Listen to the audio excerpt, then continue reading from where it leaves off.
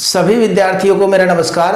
तो देखिए बालकों, आज हम एक नया पाठ प्रारंभ कर रहे हैं और वह पाठ बहुत ही महत्वपूर्ण है और उस पाठ का नाम है कक्षा 12वीं की जो आरोह पुस्तक चलती है, उस आरोह पुस्तक के अंतर्गत गद्यांश भाग का पाठ है और पाठ का नाम है काले काले काले मेघा पानी दे। और इस पाठ के जो लेखक है धर्मवीर भारती। तो पाठ पढ़े उसके पूर्व हमेशा की तरह इस पाठ के लेखक और रचनाकार का हम परिचय जान लेते हैं। तो देखिए बालकों, धर्मवीर भारती जो हिंदी साहित्य की हर विधा में लगभग, चाहे वो रिपोर्टाज हो, संस्मरण के साथ साथ यात्रा वृत्तांत जैसे ठेले पर हिमालय, इस प्रकार की कई रचनाएं उन्होंने लिखी है। हर विधा में उन्होंने रचनाएं लिखी है। ऐसे महानतम लेखक का जन्म सन 1926 ईस्वी में इलाहाबाद में हुआ, जो कि उत्तर प्रदेश में स्थित है। और आपको पता होना चाहिए इलाहाबाद का अभी नाम प्रयागराज कर दिया गया है। तो इनका निधन सन 1997 ईस्वी में हुआ। इसके अलावा इनकी रचनाओं पर अगर दृष्टि डालें तो इनकी रचनाओं में कनुप्रिया, 7 गीत वर्ष और ठंडा लोहा, ये कविता संग्रह इनके, और इसके अलावा बंद गली का आखिरी मकान और सूरज का 7वां घोड़ा। और ये सूरज का 7वां घोड़ा जो है, इस पर इनकी फिल्म भी बन चुकी है।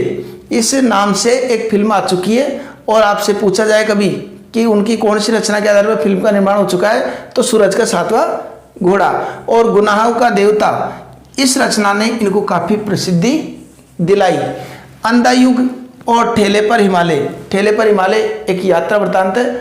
और यात्रा वृत्तांत में इन्होंने जो है कौसानी और कोसी ग्राम के जो प्राकृतिक सौंदर्य है उसका वर्णन इसमें किया है। तो निश्चित है इतनी सारी रचनाएं लिखेंगे, इतनी अच्छी रचनाएं लिखेंगे तो सम्मान तो मिलना ही था। तो उन सम्मानों की दृष्टि से पद्म श्री पुरस्कार, व्यास सम्मान और कई जो राष्ट्रीय साहित्य के जो पुरस्कार होते हैं उनसे भी इनको नवाजा गया। तो अब पाठ पढ़े उसके पूर्व हम परिचय भी जान लेते हैं, पाठ किस दिशा में चल रहा है हमारा। तो पाठ चल रहा है कि देखिए बालकों, वर्तमान में एक दौर चल रहा है, वैज्ञानिक तर्क और विश्वास, दोनों में से कौन श्रेष्ठ है, वैज्ञानिक तर्क मान्य है या विश्वास मान्य है। इस बात पर एक का द्वंद्व जो है उसका सुंदर चित्रण इस पाठ में हुआ है। तो लोक प्रचलित विश्वास और विज्ञान के द्वंद्व का सुंदर चित्रण इस पाठ में हुआ है कि विज्ञान, क्योंकि विज्ञान हम जानते हैं तर्क के आधार पर चलता है और विश्वास आस्था के आधार पर चलता है, मन के विश्वास पर चलता है। तो दोनों में सही क्या है, कई बार क्या दोनों में द्वंद्व हो जाती है, स्थिति आ जाती है कि विज्ञान जिस कार्य को गलत मानता है, विश्वास उस कार्य को सही मानता है, और जिस कार्य को विश्वास सही मानता है उसको विज्ञान गलत मानता है। तो ऐसी स्थिति में क्या हो उसका चित्रण इसमें किया गया है। विज्ञान का अपना तर्क है, विश्वास का अपना सामर्थ्य। विज्ञान तर्क के आधार पर चलता है और विश्वास सामर्थ्य के आधार पर चलता है। अगर लोगों का विश्वास ज्यादा है किसी बात पर तो विज्ञान भी कई बार उसके सामने फेल हो जाता है। तो यहाँ पर विज्ञान विषय के इतने धीरे, अब हम जानते हैं विज्ञान विषय कई समय से हम चल रहे हैं और पढ़ रहे हैं विज्ञान, और विज्ञान के कारण हमने कई उपलब्धियां हासिल की है, देश में कई विकास कार्य हुए। तो उन विज्ञान उपलब्धियों के प्राप्त करने के बाद भी लोगों ने उनसे कई भौतिक संसाधन जुटाए। भौतिक संसाधन जुटाने के बाद भी, सुख सुविधाएं जुटाने के बाद भी इस तरह का देश में जनमानस में वैज्ञानिक दृष्टि का जन्म न पाना एक तरह से अफसोसजनक है। जिस विज्ञान ने हमको इतना दिया, इतनी उपलब्धियां हासिल कराई, इतने आविष्कार हुए, इतनी भौतिक सुख सुविधाएं हमने प्राप्त की, उस विज्ञान के प्रति आज भी हमारा विश्वास नहीं है।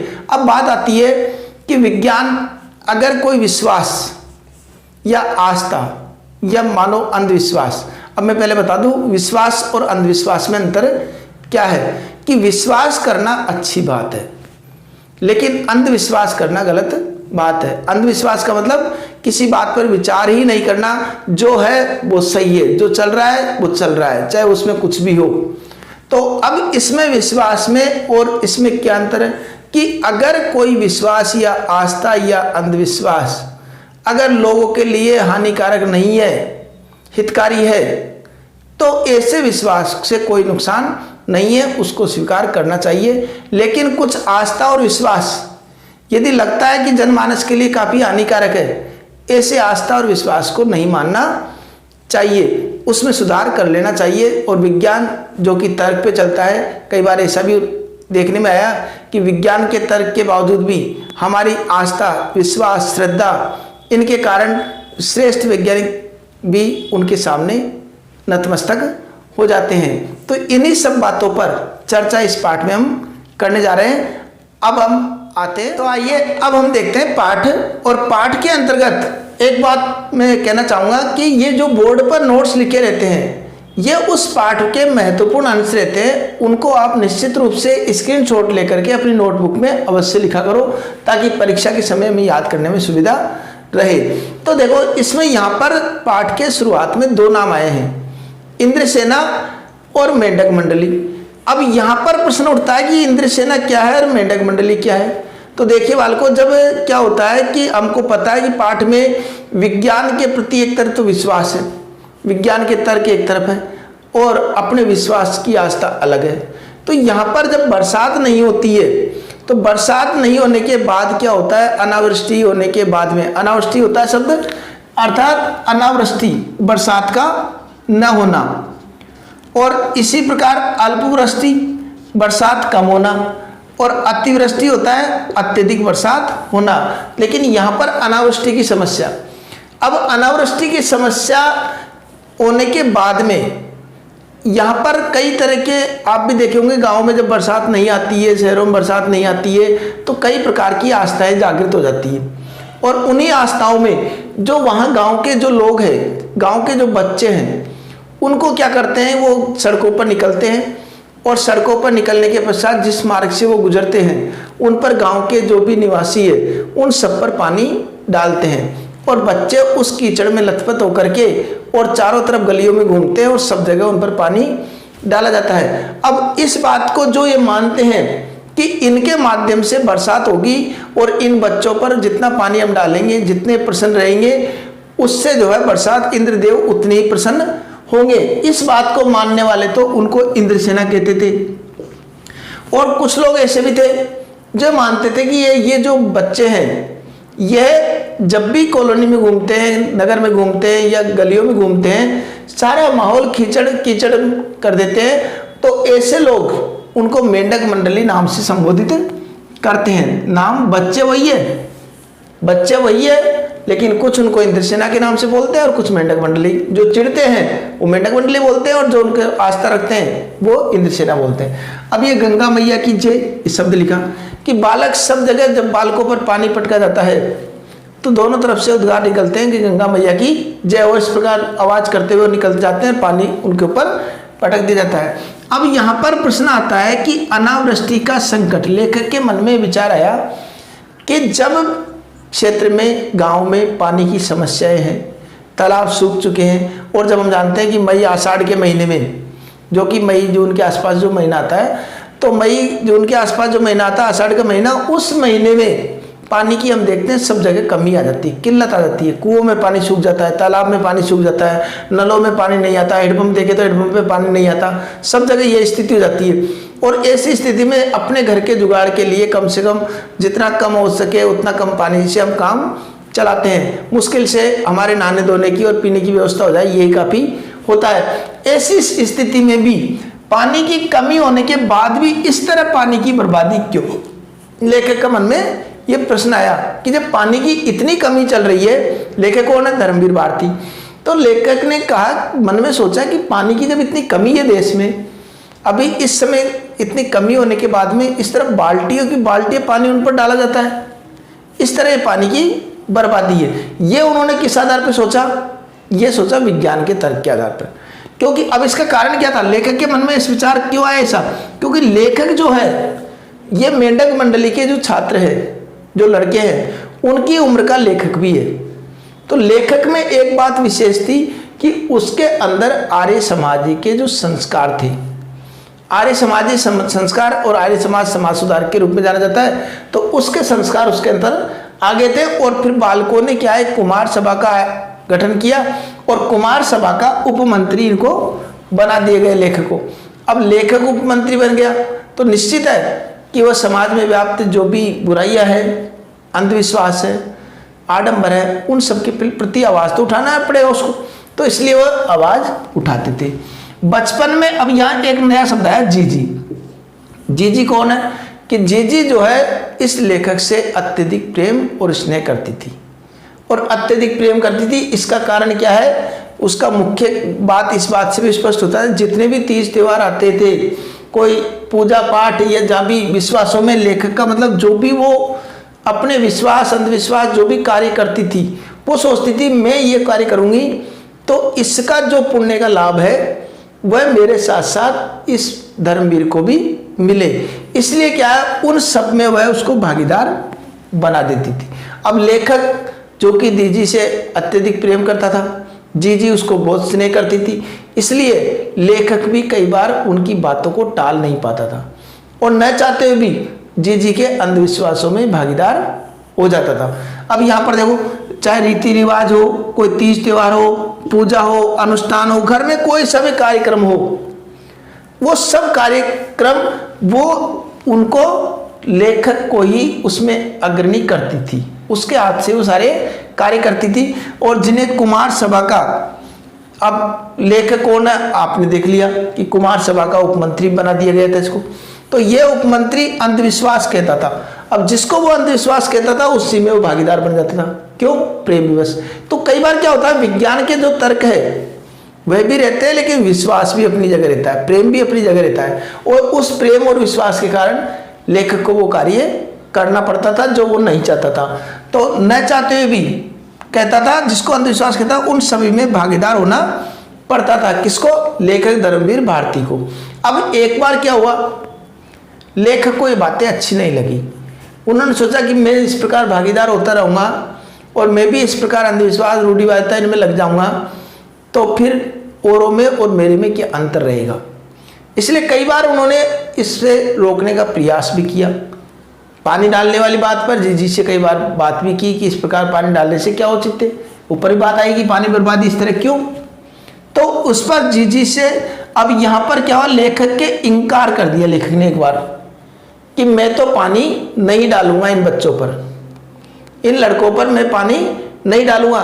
तो जीजी ने क्या तर्क दिया, वो देखो, जीजी ने तर्क दिया कि देखो बेटे, हम इस पर पानी डालते एक तरीके से ये इंद्र भगवान को अर्घ्य चढ़ाना है, अर्घ्य जो सूर्य को अर्घ्य चढ़ाते ना, इस प्रकार अर्घ्य चढ़ाना है और इंद्र भगवान की सेना है, उसी का रूप है, और इस पर हम जल चढ़ाएंगे तो निश्चित रूप से इंद्र भगवान प्रसन्न होंगे, और इंद्र भगवान प्रसन्न होंगे तो वो बारिश करेंगे, इसलिए ये चढ़ना चाहिए। इस तरह का तर्क उन्होंने दिया, लेकिन लेखक ने कह दिया कि मैं तो नहीं चढ़ाऊंगा, और नाराज होकर के बैठ गया, खाना भी नहीं खाया।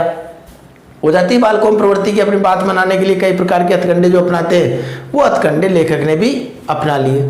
तो अपनाने के बाद में यहाँ नाराज हो गए, नाराज होने के बाद में लेखक का कथन कि जैसे जीजी ने कहा कि आप जो, अब जीजी क्या है, लेखक ने तो इनकार कर दिया, अब जीजी ने क्या किया, खुद ही अपने हाथों से बाल्टी उठा करके और ऐसे ही हाथ पैर कांपते कांपते की अवस्था के हिसाब से हाथ पैर कांपते कांपते उन्होंने वहाँ बाल्टी ले गए और बालकों पर पानी डालने का कार्य किया। तो लेखक को ये भी अच्छा नहीं लग रहा था कि मैं यहाँ पर मौजूद हूँ, दीदी परेशान हो रही है, फिर भी वो थोड़ी देर नाराज होकर के रहे। अब लेखक का कथन, जैसे उन्होंने कहा दीदी ने कि ऋषि मुनियों में भी ये कहा है कि इस प्रकार त्याग करेंगे तो त्याग का फल हमको भगवान अवश्य देते हैं, तो उन्होंने क्या कहा कि ऋषि मुनियों को काहे बदनाम करते हो दीदी, क्या उन्होंने कहा था कि जब आदमी बूंद बूंद को तरसे तब पानी को कीचड़ में बहाओ, कि ऋषि मुनियों ने तो ऐसी बात नहीं कही कि जब पानी की इतनी कमी हो और पीने को नसीब नहीं हो ऐसे समय पर आप पानी को इस तरह बहाओ, इस तरह की बातें तो ऋषि मुनियों ने नहीं की है, ये तो मेरी जानकारी में है। तो ठीक है, अब जीजी का क्या जवाब है वो भी शानदार। इस बात पर जीजी ने क्या जवाब दिया वो देखो कि देखो बेटे कि अभाव में किया हुआ, देखो कई बार क्या होता है, जैसे मैं बताऊं कि अगर किसी के पास करोड़ों रुपए है और करोड़ों रुपए में वो लाख रुपए दान भी कर दे, एक तो वो दान, और एक वो दान है जिसके पास कुछ भी नहीं है, जैसे तैसे करके 2 वक्त की रोटी जुटा रहा है और वह 2 वक्त की रोटी में से भी कुछ रोटी दान कर दे, तो त्याग कौन सा बड़ा हुआ, अभाव में किया हुआ त्याग सबसे बड़ा त्याग होता है। ये दीदी ने तर्क की बात कही। उन्होंने कहा कि जैसे अभाव में किया गया दान ही ज्यादा महत्व रखता है। अब इस बात पर लेखक का क्या विचार था? अब इस अभाव के बाते में उन्होंने कई और उदाहरण दिए। जीजी ने क्या उदाहरण दिए? जीजी ने उदाहरण दिया कि देखो बेटा, कुछ त्याग करेंगे हम तभी तो कुछ प्राप्त होगा।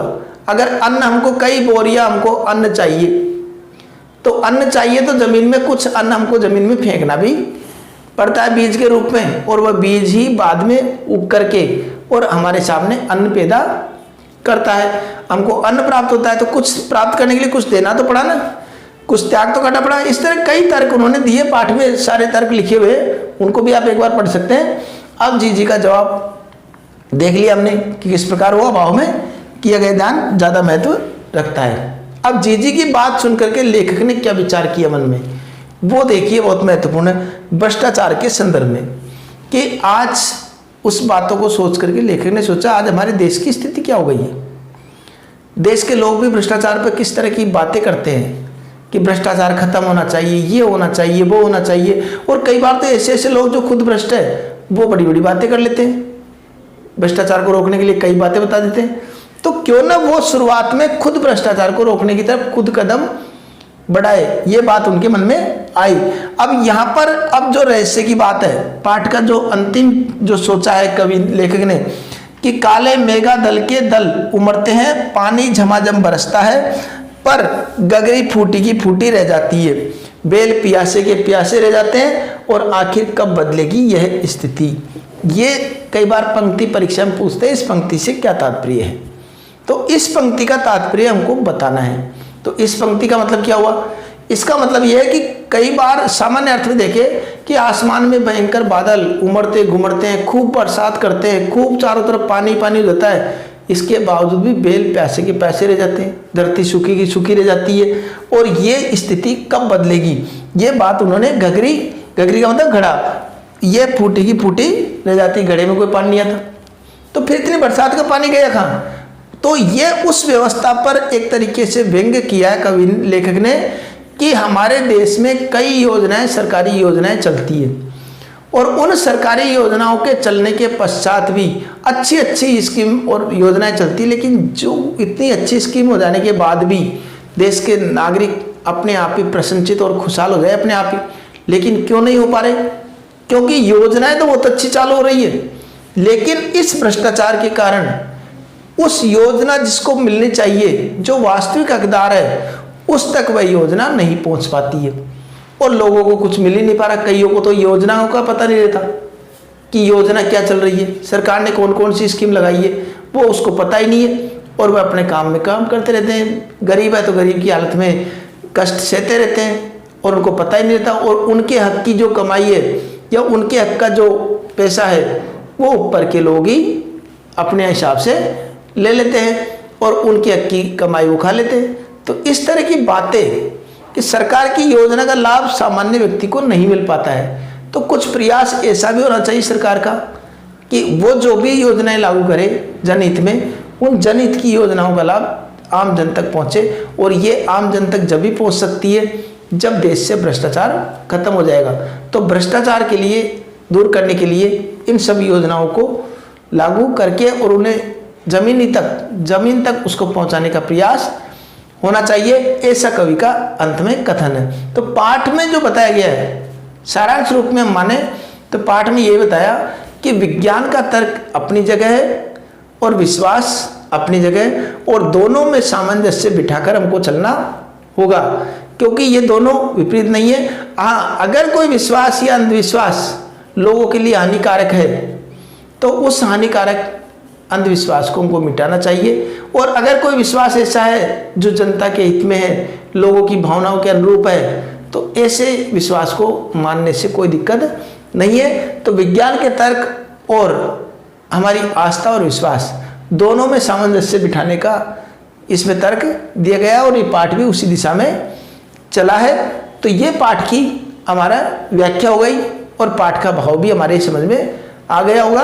अब इसकी व्याख्या हमको पूछे गद्यांश भाग की, तो गद्यांश भाग की व्याख्या हमको किस प्रकार करनी है वो भी आप देख लीजिए कि पद्यांश की तो हम करते ही है, इसके साथ साथ गद्यांश की व्याख्या भी हमको करनी पड़ती है। तो गद्यांश की व्याख्या के लिए हमको क्या करना पड़ेगा?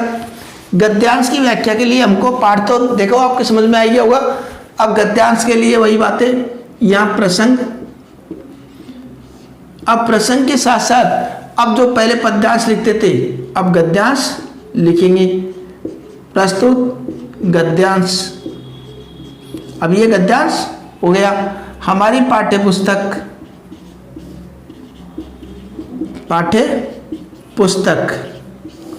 पुस्तक का भी नाम लिखेंगे। इसमें भी आरोह के अंतर्गत धर्मवीर भारती इसके लेखक द्वारा रचित संस्मरण काले मेघा पानी दे शीर्षक से अवतरित है। ठीक है, और इसमें लेखक ने, अब यहाँ पर लेखक शब्द का प्रयोग करना पड़ेगा, कवि नहीं, कवि पद्यांश में होता है। लेखक ने, अब जो भी भाग आ जाए उस भाग के हिसाब से हमको लिख देना है कि कौन से भाग में क्या बताया गया।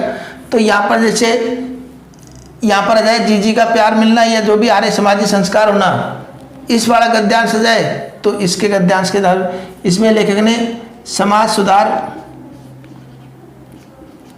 सुधार व आस्था के द्वंद्व को प्रकट किया है। ठीक है, ये इसमें लिख देना है। अब रही बात व्याख्या, जो भी गद्यांश आए उसको हमको विस्तृत रूप से व्याख्या कर देनी है। व्याख्या के बाद रही विशेष की बात। विशेष में क्या लिखना है, इसके विशेष में और पद्यांश के विशेष में क्या अंतर होता है। पद्यांश के विशेष में हम उसमें छंद अलंकार इन शब्दों का प्रयोग करते हैं, लेकिन यहाँ पर गद्यांश में छंद अलंकार नहीं आते हैं। यहाँ पर हमको लिखना पड़ेगा पहले भाषा सरल सुबोध व बोधगम्य है। भाषा सरल सुबोध व बोधगम्य है। दूसरा तत्सम तद्भव शब्दावली का प्रयोग। ठीक है, इसके साथ साथ कहीं पर व्यंग्यात्मक रूप भी प्रकट हुआ है तो व्यंग्य भाव भी यहाँ पर लाक्षणिकता भी प्रकट हुई है, लाक्षणिकता का भाव प्रकट हुआ है। ठीक है, इस तरीके से। और कुछ व्याकरण से संबंधित कोई जैसे अनावृष्टि आ गया, उपसर्ग आ गया, तो यहाँ पर लिख सकते हैं उपसर्ग युक्त शब्दावली का प्रयोग इस तरीके से हम लिख सकते हैं। ठीक है, आशा करता हूँ आपके पाठ भली प्रकार समझ में आ गया होगा। फिर भी आपको कोई समस्या है तो कमेंट बॉक्स में लिख करके आप पूछ सकते हैं, मैं निश्चित रूप से उनका समाधान करने का प्रयास करूँगा। मिलते हैं अगले पाठ में, तब तक के लिए धन्यवाद।